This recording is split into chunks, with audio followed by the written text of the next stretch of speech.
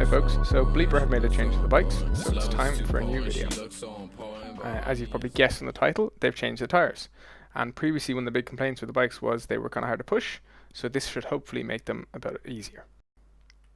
If I throw the email up on screen there now, you'll see the little orange dot on the back on the mudguard, and that denotes that it's a bike with a new tyre, not one of the old ones. So now we've sort of had three generations. The first generation bikes as they were, the second generation with the increased height seat post, so they've got markings on the seat post so your saddle can be a bit higher, so look out for them. I think all of the bikes with the orange sticker should also be new seat post types, but I'm not 100% sure there.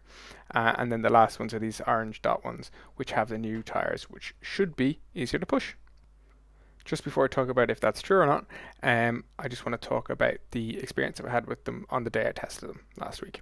So the first bike I had was only shifting between gear 2 and gear 3. It wasn't shifting down to the lowest gear. It's not a gear you'd use too often on a low gear bike like this, but it was just a sign that there was a slight nickel there. The second time I went to use the bikes, the lock wouldn't unlock. I may have missed a spoke interfering with the actual arm of the lock and not freed that. You're meant to spin the wheel slightly if one of the spokes is pushing against the lock and preventing it from opening.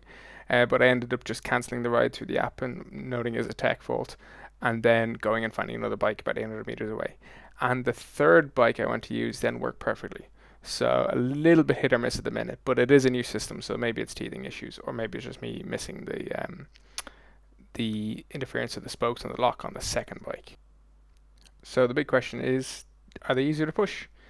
And they definitely are, but I'm just not able to really quantify how much.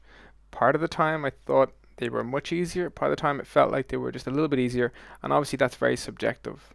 I try to compare them using Strava, but because of the gearing on all the bikes, you're sort of limited by the gearing in your own cadence and not by the amount of power you can put out. So it's not really a fair test and it doesn't really tell us anything. If you had a power meter on the pedals, you could see how much speed you get for the same consistent amount of power, but that'd be awfully awkward to fit a pedal power meter to each of the bikes to test. Overall, I did the guts of an hour, as you'll see there on the bike, with the new tyres, and to be honest, they do feel better. I really can't say how much, but they do feel better. So I'm interested to hear from other people how they feel about them. I tried them with the Dublin bike. They seem quite close with the Dublin bike in between.